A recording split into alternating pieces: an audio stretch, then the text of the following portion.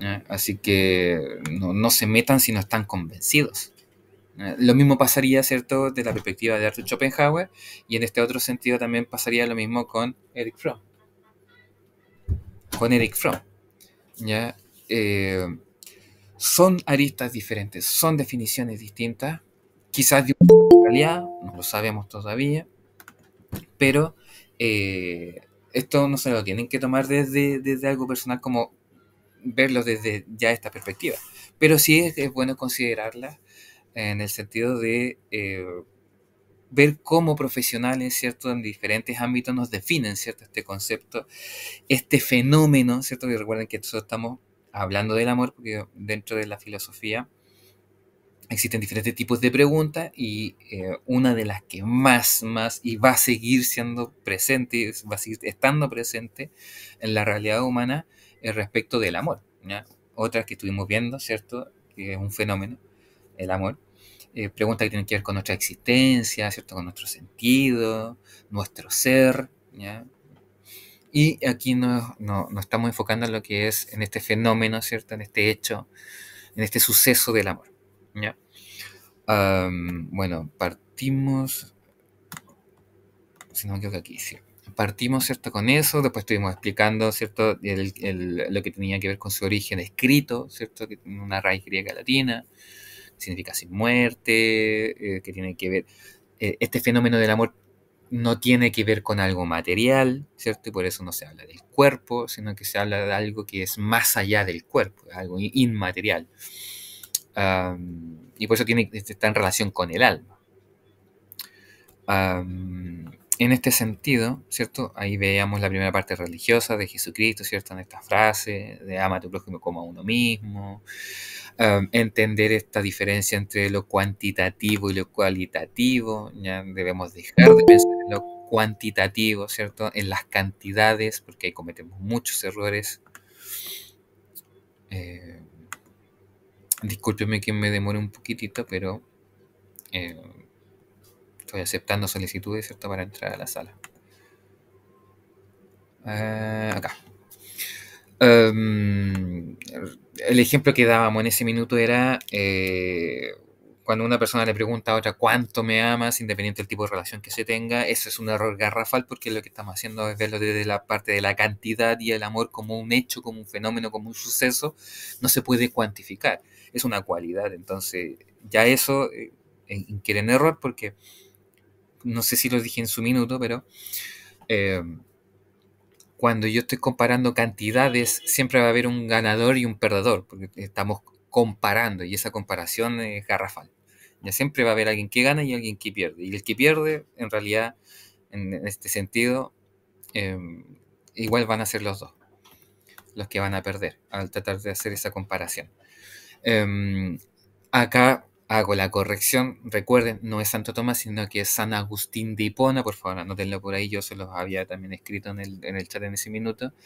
Que nos explica, ¿cierto?, este fenómeno del amor a través de lo que son las ciencias. De hecho, ahora estoy leyendo otro libro de San Agustín de Hipona que es muy bueno, que tiene que ver con el origen del mal. Un teólogo cristiano, de hecho es uno de los padres, ¿cierto?, del cristianismo, y lo explica a través, ¿cierto?, de las ciencias también, ¿ya? Porque mezcla mucha filosofía. Él era una persona que no era creyente, él se convierte, ¿cierto?, al cristianismo a la edad de los 33 años, más o menos, si no me equivoco. Entonces a los 33 años se convierte al cristianismo. Él no era creyente, su mamá eso sí era creyente y su papá no. Y cuando se convierte, mezcla la filosofía y la teología, entonces lo hace a través de las ciencias también. Y lo explica a través de esto, lo que es la fuerza centrífuga y la fuerza centrípeta, ¿ya? La fuerza centrífuga, como veamos, ¿cierto?, en la frase de Jesucristo, amar al prójimo como a uno mismo, viene en este asunto. De ahí pasábamos al ámbito filosófico, ¿cierto? Cuando Arthur Schopenhauer, este filósofo alemán, nos decía que el amor no existe en sí, ¿ya? ¿Y por qué? Porque en definitiva lo que hay en el ser humano es simplemente deseo, simplemente necesidad, simplemente instinto. Entonces, eso es lo primero que hay, lo primero lo que llama la atención, por ejemplo, de una pareja, ¿ya? Cuando a uno le gusta a alguien, no es su esencia, no es algo intelectual, sino que es netamente algo instintual, ¿ya? Existen ciertas reacciones químicas en nuestros cuerpos. Algo que también va a describir, por ejemplo, Eric Fromm en uno de los tipos de amor, ya cuando hace referencia al amor erótico, el error garrafal que nosotros cometimos como la gran mayoría, ¿ya? De ahí el problema de no saber algunas cosas, del proceso del enamoramiento con el amor, son dos cosas completamente distintas. Enamorarse, ¿cierto? Y amar son dos cosas completamente diferentes, ¿ya? Y es por eso que Arthur Schopenhauer dice que el amor no existe, porque en definitiva la gran mayoría de las relaciones están basadas y fundamentadas desde esta perspectiva, en donde el deseo está primero, ¿ya? Lo que yo quiero, lo que necesito. Um, Obviamente hace una exploración mucho más grande, más detallada como filósofo que es cierto, describe, cierto, con más ejemplos y con más argumentos, cierto, y con más base y respaldo, todas estas ideas. Que al fin y al cabo, si nosotros lo vamos haciendo, cierto, en comparación con nuestras propias experiencias de vida, nosotros muchas veces vemos y también nosotros mismos hemos pasado por aquello. Um, y de ahí llegamos, ¿cierto?, a Eric Fromm, a este psicólogo, que es lo que nos vamos a concentrar el día de hoy. Para... Y por lo mismo voy a continuar porque ya que no hay preguntas, ¿cierto? Al parecer quedó claro en la clase anterior. Profesor, yo tengo algo. Por favor, Una- O sea, el amor entonces es para todo ser humano, es una necesidad para Arthur para Schopenhauer sí. para poder relacionarnos los unos con los otros. Para Arthur Schopenhauer sí. Para lo que vimos, ¿cierto? De Arthur Schopenhauer, sí. Para lo que vimos de Jesucristo y San Agustín de Hipona, no. Y para lo que vamos a ver de Eric Fromm, tampoco. Tampoco. Solamente para Arthur O sea, Schopenhauer pasa a ser una necesidad. ya, o sea, entonces nosotros nos basamos más en lo religioso. Entonces, el amor más Puede religioso. ser, pero claro, pero en el sentido de que nosotros como cultura, ¿cierto? Como pensamiento occidental, obviamente la religión ha tenido una fuerte presencia, ¿cierto? En la gran mayoría de nuestros pensamientos, pero eso no significa, ¿ya?, que también pueden haber argumentos que no sean desde lo religioso, ¿ya? Eric Fromm, por ejemplo, nos va a mostrar aquí algunas partes, nos van a mostrar, ¿cierto? Cuando nos adentremos, ¿cierto? En este psicólogo Eric Fromm, y después, ¿cierto? Con Víctor Frank, que es el otro que voy a hablar en uno bien particular, que es el amor a uno mismo, eh, nos dice que no va solamente desde el ámbito religioso, por si acaso. Las pueden mezclar y obviamente van a haber condiciones y van a haber características que podemos asimilar, ¿cierto?, con lo religioso, pero no necesariamente viene desde lo religioso. La mayor presencia en nosotros ha sido la religiosa, eso sí, ¿ya? Pero no necesariamente. De hecho, el que yo estoy leyendo ahora de San Agustín de Hipona, que de hecho lo tengo acá, ¿cierto?, que se llama el Libre Albedrío, eh, si bien es una persona religiosa, llegó a ser un obispo, ¿cierto?, en Hipona, en su tiempo, eh, llega a ser un argumento o un libro desde lo filosófico, y eso es lo genial. De hecho, estoy leyendo, ni siquiera he llegado a leer todavía la parte de la escritura de Agustín de Hipona, son solamente he estado leyendo la parte introductoria de un profesor de filosofía de la Universidad Adolfo Ibáñez, ¿cierto?, de allá de Viña del Mar. Eh, y nos dice y deja clarísimo que independiente de que si bien es una persona que está dedicada, ¿cierto?, desde los 33 años en adelante a lo religioso, es un libro filosófico, ¿ya? Porque entrega muchos argumentos desde la filosofía, desde el racionalismo. Porque hay un error que cometemos muchos, yo también lo cometí, que se tiende a pensar, y de hecho lo explica también el profe acá en la parte introductoria, se tiende a pensar que lo religioso y lo filosófico no van unidos, como que si fuesen opuestos incluso, ¿ya? Cuando se sirven una de las otras, ¿ya? Pueden ir de la mano y también pueden ir de manera independiente, pero no necesariamente va a estar solamente el ámbito religioso, a eso es a lo que me refiero, ya con toda esta explicación. Eh, Así que, Nadia, muy buena tu pregunta. Si bien el ámbito religioso ha estado muy presente en nuestras experiencias por cultura, ¿cierto? Nos llegaron a nuestro sector, ¿cierto? A nuestro mundo americano a, a convertirnos, ¿cierto? Al cristianismo.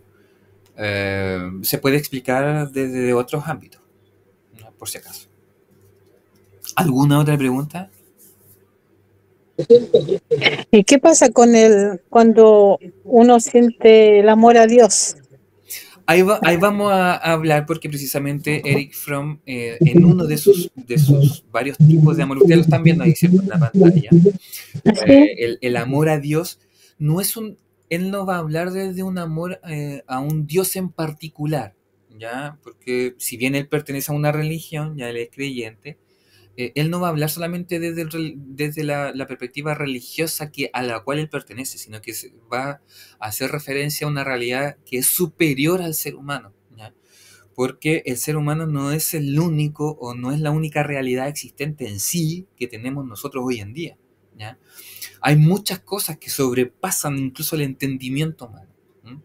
De ahí podemos encontrar a personas que, bueno, conocidas de esta, por ejemplo, concepto eh, más concreto, por ejemplo, los gnósticos que son creyentes, pero no en una religión concreta. Los creyentes en sí hablan de cada uno de su relación con su propio Dios, ¿ya? Pero hay algunos que no creen en una deidad, en una divinidad que profesa una religión, ¿ya? Sino que ni tampoco en algo religioso en sí, sino que sí tienen claro de que la realidad humana no es la única, ¿ya? Existente, porque si miramos hacia abajo, ya que supuestamente somos seres, los seres, eh, ¿cómo decirlo? Los seres que estamos en un nivel mayor de todos los otros seres que existen. Por ejemplo, entre los animales somos el que más habilidades, entre comillas, tenemos, más características positivas que nos han llevado a tener una adaptación mejor, ¿cierto? Y por eso hemos evolucionado y hemos tenido el dominio que tenemos hasta ahora. Pero aún así existen realidades, fenómenos, y por eso es que estamos hablando del amor, situaciones, hechos, eh, definiciones, ideas que sobrepasan la realidad humana. ¿Ya? No podemos, solamente si lo vemos de esta idea, por ejemplo, de lo que es la idea dual, ¿ya? El dualismo. Nos concebimos los seres humanos como seres imperfectos. Por lo tanto, el contrario, la idea de perfección, conlleva una realidad superior a la humana, ¿ya? Somos seres finitos, por lo tanto tiene que haber algo, ¿cierto?, que sea infinito. Uh, los primeros filósofos lo llevaron, por ejemplo, los números, ¿ya?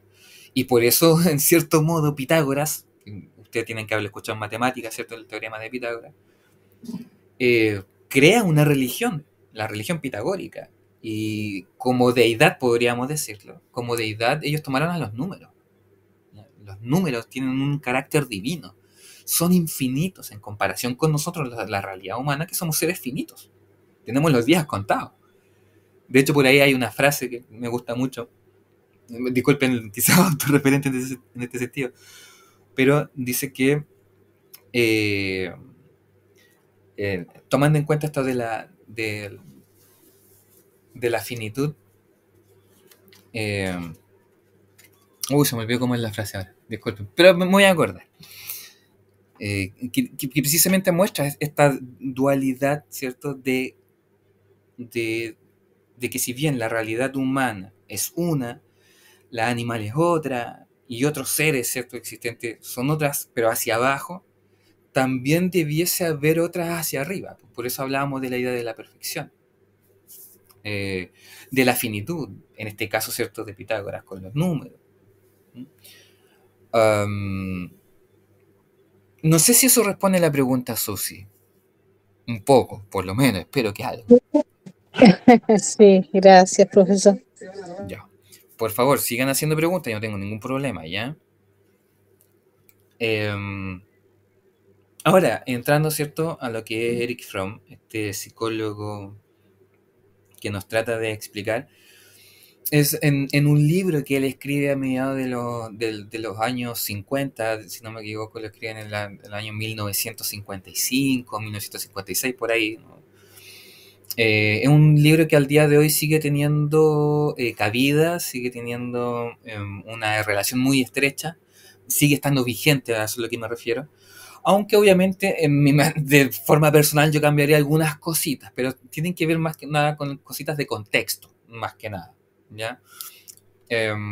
Por ejemplo, cuando él describe en ciertas partes cómo se relacionan hombres y mujeres, ¿ya? Cuáles son los ciertos tipos, perfiles de hombres y perfiles de mujeres. Estamos hablando de mediados de los años 50, entonces estamos hablando de un perfil muy, muy distinto al que tenemos hoy día en la actualidad, ¿ya? Ya, pues entonces, lo escribe, ¿cierto? Yo cambiaría solamente esas pequeñas particularidades de contexto más que nada, pero las ideas que plantea él respecto de los tipos de amor que existen ya o que él define siguen estando vigentes al día de hoy. Ahora, para poder entender esa parte, existen ciertos conceptos clave. Ustedes lo ven ahí, ¿cierto? En la diapositiva. El concepto clave para él, ya, y poder entender la definición que él nos presenta respecto del amor, es el concepto de la separatidad, ¿ya? Y la separatidad está en función del sentirse separado. El sentirnos separados. Entonces lo que nosotros buscamos a través de este fenómeno del amor, ¿cierto? A través de estos hechos y situaciones del amor, están en función de sentirnos unidos con otros, ¿ya? De hecho, el número 4, que ustedes lo ven ahí, ¿cierto? De los objetos amorosos, ¿ya? Porque depende del tipo de relación que tengamos, ya salen estos objetos amorosos. El número 4 es cómo nos sentimos separados o no separados de nosotros mismos. O sea, sentir amor hacia uno mismo. Una cosa súper espectacular que nos muestra ahí Eric Fromm en ese minuto. Y que tiene que ver, de hecho, por favor, yo he tenido la oportunidad de ver estos libros en la feria. De hecho, yo el libro que tengo, porque lo tengo de manera digital, ¿ya? Si ustedes tienen la oportunidad de cuando van a la feria, ¿ya? Y de hecho yo les doy el dato, que yo voy a la feria de ahí de Baquedano, yo pillé este libro, y lo pillé ahí con las personas que venden el libro.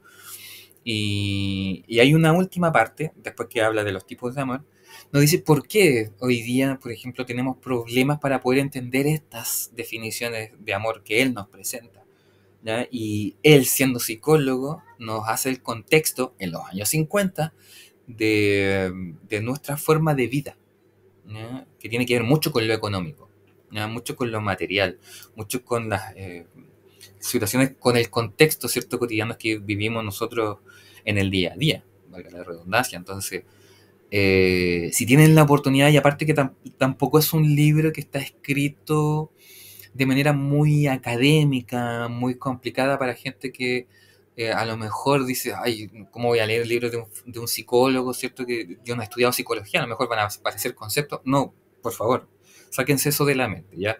Si ustedes se llegan a encontrar este libro que se llama El arte de amar, por favor, cómprenlo. Si es en la feria no les va a costar más de 1.000 pesos, a mí me costó 1.000 pesos un libro, ¿ya? Para que ustedes lo puedan leer con su, ¿cierto? Y lo puedan analizar con sus propias perspectivas, ¿ya? Entonces, en ese sentido, el concepto de separatidad es fundamental, ¿ya? Porque nosotros nos sentimos separados, desunidos, sin tener en cuenta todavía este cuarto punto, ¿cierto? Que estábamos hablando recién, el del uno mismo. El hecho de que los seres humanos nos vamos dividiendo, ¿cierto? Nos vamos segregando, nos vamos separando, ¿ya? Nos vamos convirtiendo en lo complejo, ¿cierto?, de ser un ser social, pero al mismo tiempo también ser individual. Individuo, ¿cierto?, tiene que ver con una sin división, con alguien con que yo soy lo que soy, ¿cierto? Es solo mi perspectiva. Eso viene obviamente en el origen del reino animal, ¿cierto? Desde lo que es nuestras circunstancias primarias, que en cierto modo Arthur Schopenhauer también lo habla, ¿ya? Toma ciertas ideas de acá. ¿Por qué? Porque es lo primario. es lo que primero somos. Nosotros, si bien somos seres humanos, ¿ya? Recordemos que el ser humano no está fuera del reino animal, ¿ya? Es parte del reino animal, es un animal más, ¿ya? Pero somos un animal, obviamente, por excelencia, ¿cierto? Por todos los grados evolutivos que hemos tenido, la mejor capacidad de adaptación, en el nivel en el que estamos, ¿ya? Pero seguimos siendo animales, ¿ya? Seguimos teniendo características de los animales. ¿Y qué es lo que nos divide? ¿Qué es lo que nos separa? ¿Qué es lo que nos diferencia? Es precisamente lo que está abajo, ¿cierto? Lo que es la razón, la lógica, ¿cierto? La imaginación. En sentido mucho más estricto, ¿cierto? La conciencia. Fuera de otros seres, nosotros hasta el momento, y si no me equivoco, creo que el otro animal que, frente a los estudios de comportamiento de los animales, creo que el elefante y el delfín son los que podrían demostrar un cierto grado de conciencia. Mucho más el delfín que el elefante, eso sí, pero... y por favor, desmiéntanme ustedes, busquen por ahí información en internet, está lleno, pregúntenle a otras personas también. Hay algunos documentales que muestran en televisión, en las aplicaciones para qué hablar, ¿cierto? De Netflix y Discovery y todo lo demás. Hay estudios que hablan sobre esto, que somos la gran mayoría por naturaleza, ¿cierto? Por nuestra propia característica de ser seres humanos que desarrollamos conciencia, ¿ya? Y eso no es algo sencillo, ¿ya? Eso es precisamente algo muy diferenciador entre otros seres existentes que por lo menos conocemos hasta ahora, de manera bien común y bien global, ¿ya? Porque alguno creerá, bueno, en mi caso personal yo podría decir que, no sé, yo creo que hay vida en otros planetas, pero no la conocemos y por lo tanto no tenemos conocimiento y tampoco podríamos hablar de eso. Pero tendríamos que ser, discúlpenme, pero me hago cargo, yo lo estoy diciendo por si acaso, ya yo me hago cargo de esto, pero yo tendría que ser demasiado egocéntrico para pensar que somos lo único existente dentro de este. Ni siquiera se me ocurre el número para poder hablar de la extensión de este universo y decir que somos lo único existente. Entonces, que aquí solamente se haya dado la posibilidad de existir de ciertos seres, pero no lo sabemos, no lo conocemos, no tenemos idea, ¿ya? Entonces, solamente podemos hablar de lo que conocemos, ¿cierto? Y de las experiencias que podemos tener. Y de eso mismo, por ejemplo, se toma Eric Fromm para poder hablar de cada uno de estos tipos de amor, porque él obviamente analiza, gracias a las experiencias, gracias a los estudios, gracias al acceso que tenemos, ¿cierto? De poder observar estos tipos de relaciones, es que él va tomando en cuenta esto, ¿cierto? La razón, la lógica, la imaginación, la conciencia, ¿cierto? Es que dependiendo del tipo de relación que nosotros tenemos, ¿cierto? Podemos establecer un objeto amoroso respecto de esta relación, ¿ya? Que tiene que ver no con algo material, y se vuelve a insistir en esto, acá el amor no tiene nada que ver con lo material, ¿ya? Tiene que ver con una actitud. Por eso yo les decía que no tiene que ver con una cosa cuantitativa, sino que tiene que ver con algo cualitativo. Es una cualidad, ¿ya? Y en ese sentido, esta cualidad tiene que ver con una actitud. Es decir, acciones concretas que nosotros realizamos. Son acciones, ¿ya? Y esas acciones pueden ser realizadas por cualquier tipo de persona. Y dependiendo de la relación que nosotros tenemos con las otras personas, es que precisamente van naciendo y se van definiendo este tipo de relaciones, ¿ya? Y él va a definir 5 tipos fundamentales: el amor fraternal, el amor maternal, el amor erótico, el amor a uno mismo y el amor a Dios, que era la pregunta, ¿cierto?, que nos decía Susi Valenzuela, que no es un solo Dios, por si acaso, cuando lleguemos ahí nos vamos a entender un poquito más, sino que es a estas realidades que nos superan como seres humanos.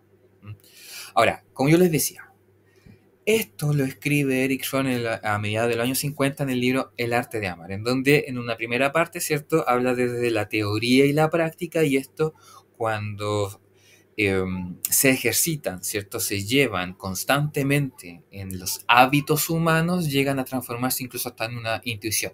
La parte del arte, ¿ya? porque el arte se puede aplicar en muchas cosas, ¿ya? No solamente en el arte en sí mismo, ¿cierto? En esto de las pinturas, la música, las obras de teatro, las esculturas, no, sino que también se pueden aplicar a otros ámbitos, ¿ya? Por ejemplo, no sé, el que le encanta cocinar, por ejemplo, podría transformarse en el artista culinario, ¿ya? En la medicina, el artista, ¿cierto? De la salud. Y en este caso, ¿cierto?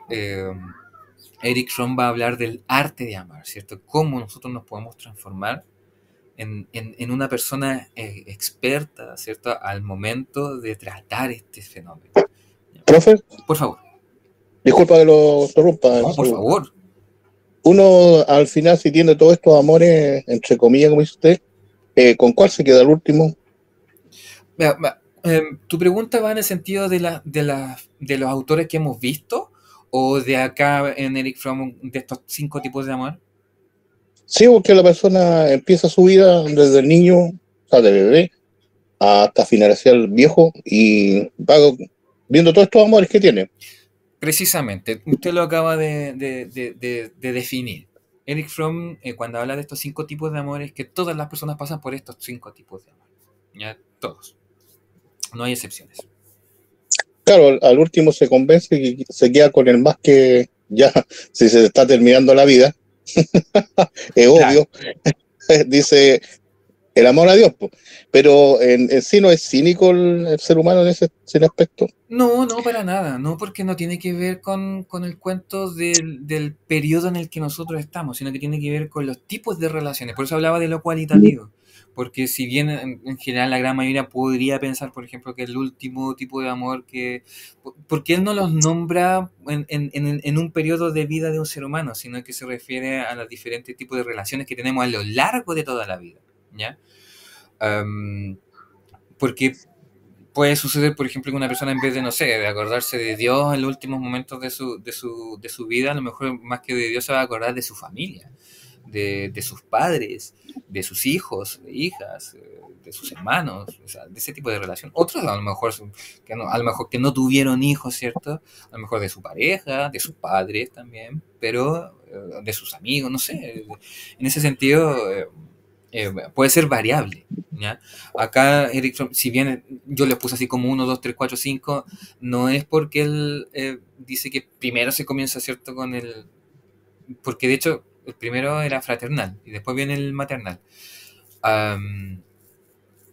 No es que comencemos primero con el fraternal y terminemos con el de Dios, sino que es simplemente para poder enumerar los tipos diferentes que hay, ¿ya? Están en ese sentido, ¿ya?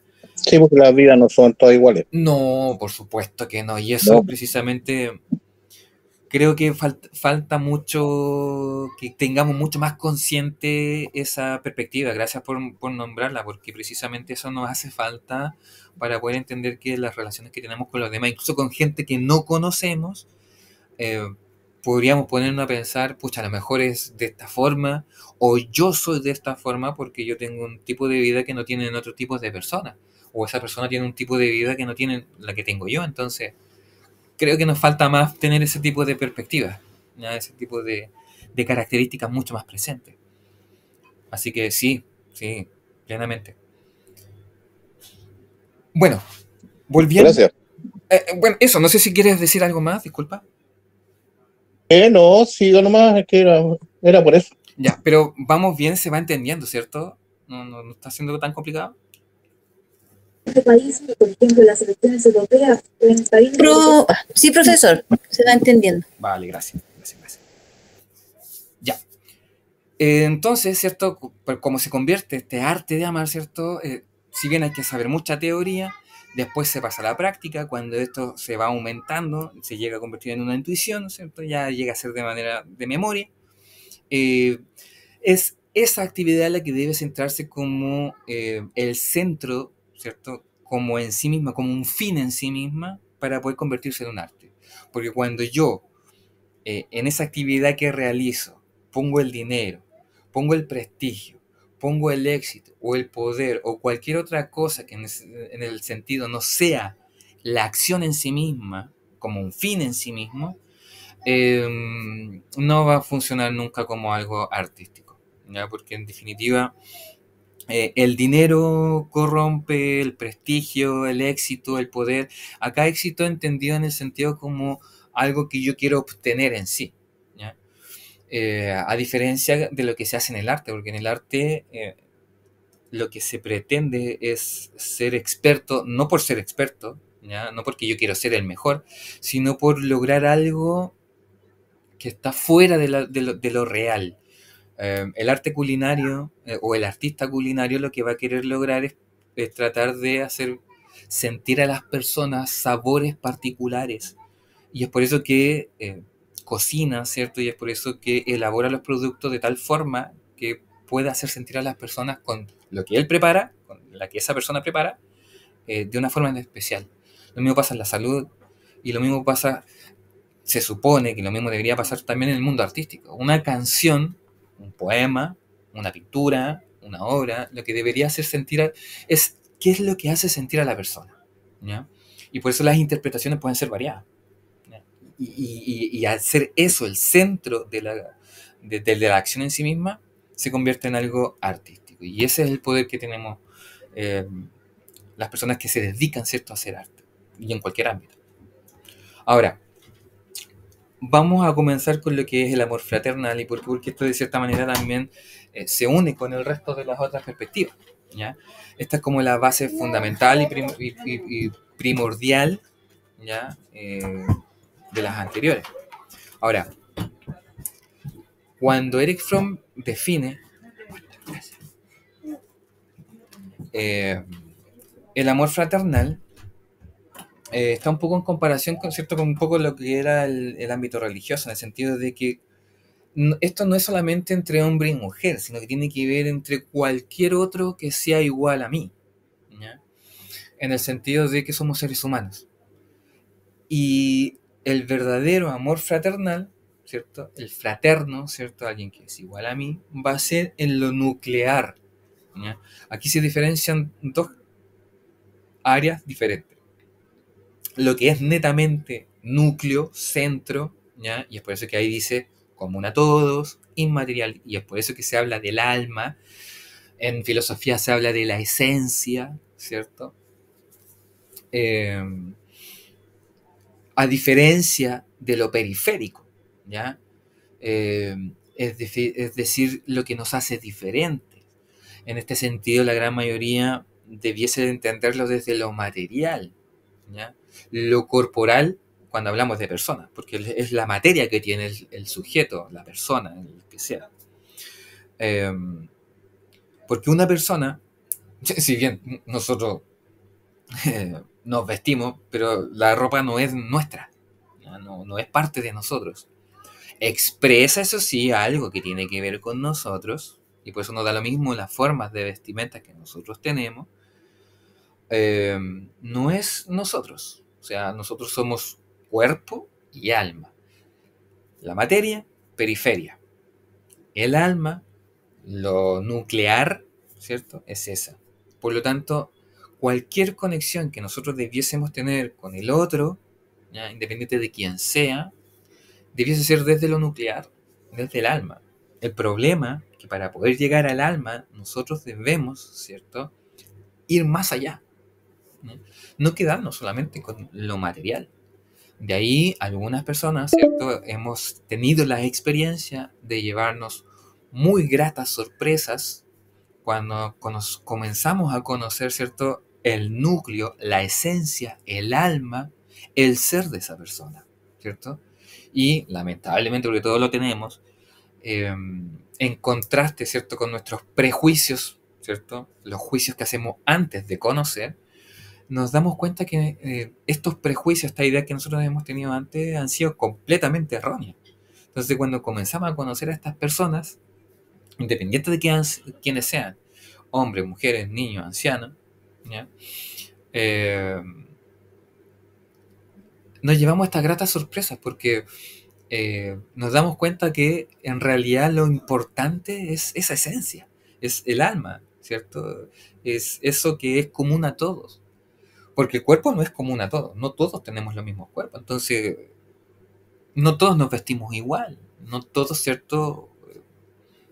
Somos iguales materialmente. Entonces, nos damos cuenta, los que somos capaces, ¿cierto?, de reconocer esos errores, decir que lo importante de ahí es esa, ¿cierto? Es ese tipo de relación. Porque también nos ha pasado lo contrario, ¿cierto? Creemos que conectamos con personas desde lo físico, ¿cierto? Desde lo material. Y no me refiero solamente a la relación del hombre y la mujer, sino que me refiero también, por ejemplo, no sé, voy caminando por la calle y veo una persona que me parece, no sé, que tiene un aspecto como medio peligroso, entonces cruzo la calle. Es como desde ahí, incluso hasta como desde ese ámbito, lo más básico en ese sentido, sin siquiera conocer. Y después nos damos cuenta, no, en realidad eran personas y nos llevamos buenos, gratos ciertas ideas y relaciones. Y en ese sentido, ¿cierto? El amor fraternal debe ser en este sentido cuidadoso. Ahora, Erich Fromm lo trata desde otra perspectiva. ¿En qué sentido? En el sentido del cuento de la necesidad, en el cuento del que yo amo al otro porque yo sé que necesita ayuda, yo sé que necesita apoyo. ¿Por qué? Porque todos hemos necesitado apoyo, todos en algún momento hemos necesitado la compañía de otros. Bueno, ya lo apago. Que no calle. Ya.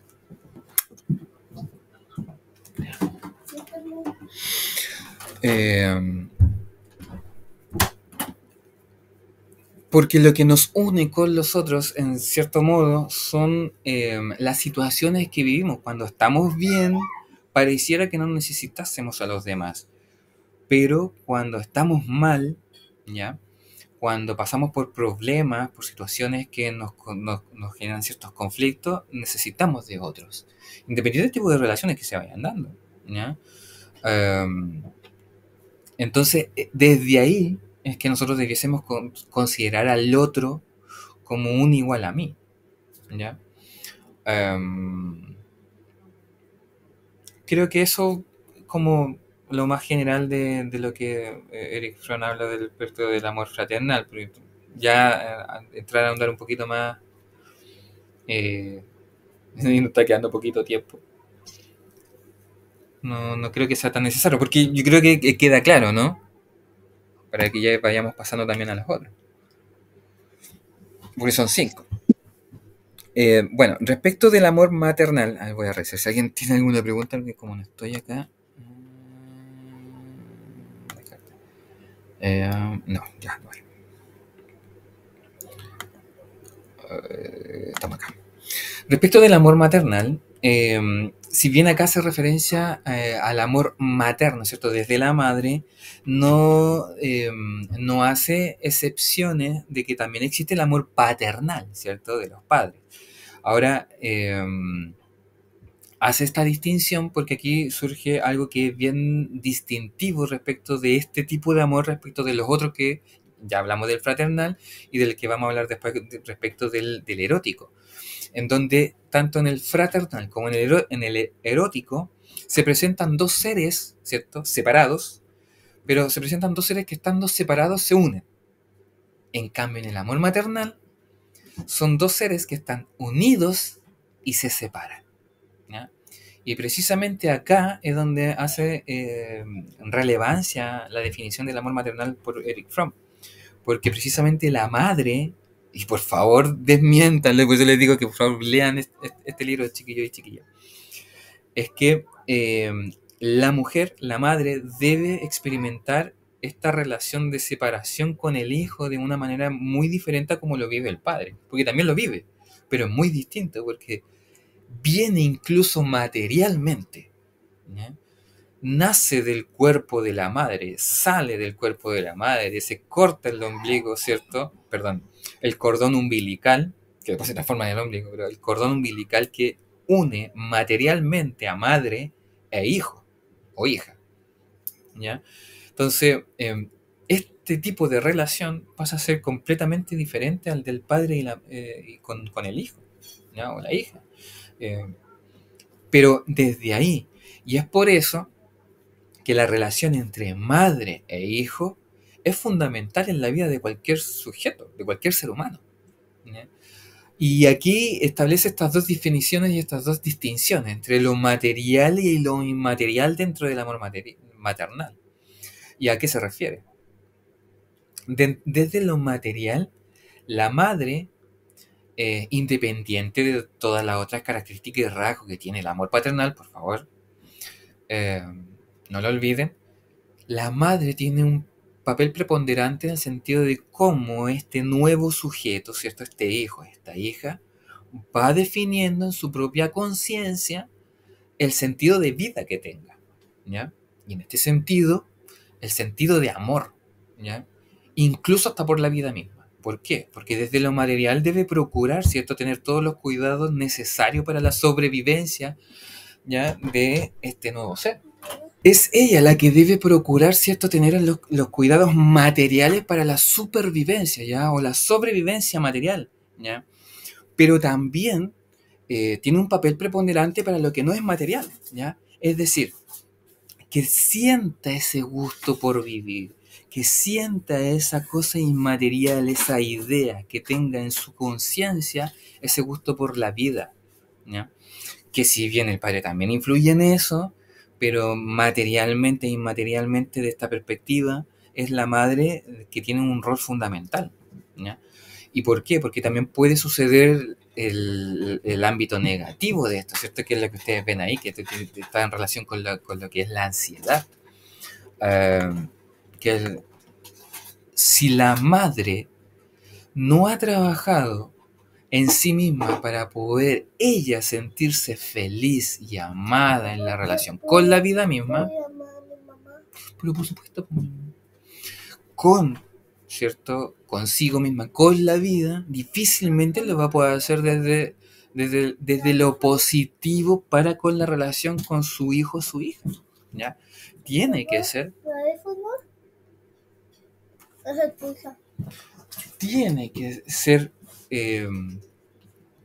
desde lo positivo, ¿ya? Porque incontables historias desde la literatura y desde los estudios, ¿cierto?, científicos de comportamiento, en psicología, nos van a hablar y nos están constantemente mostrando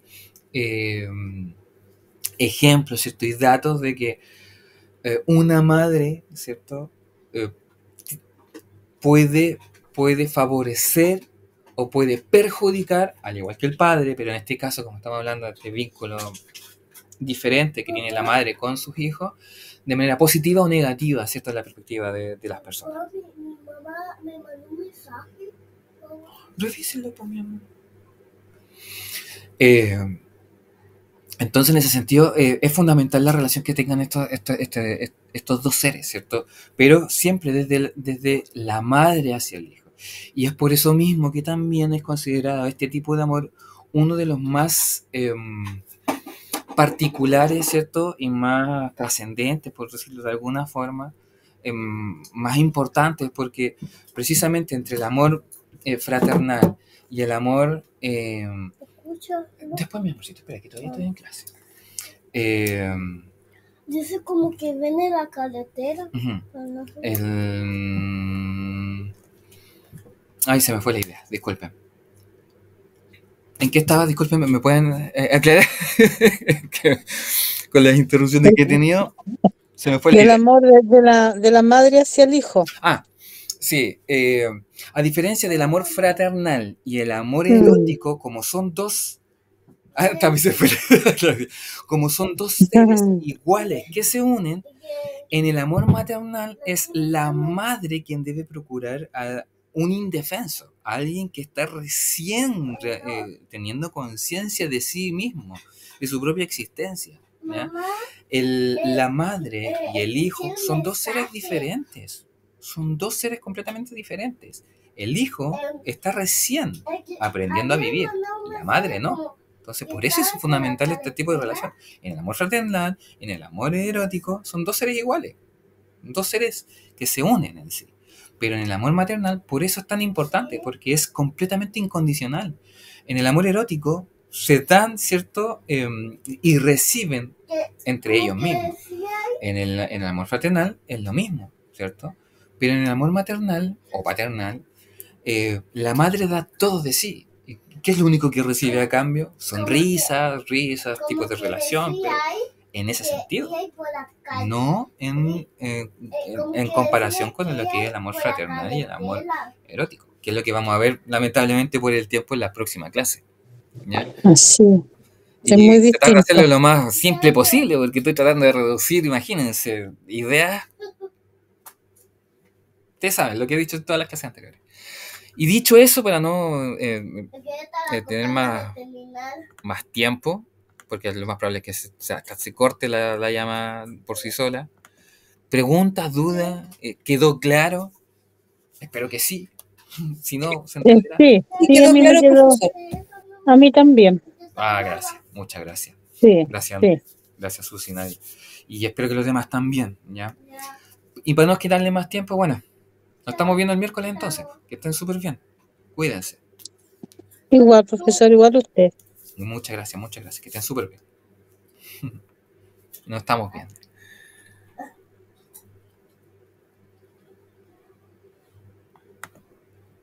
Y también vamos a dejar de grabar.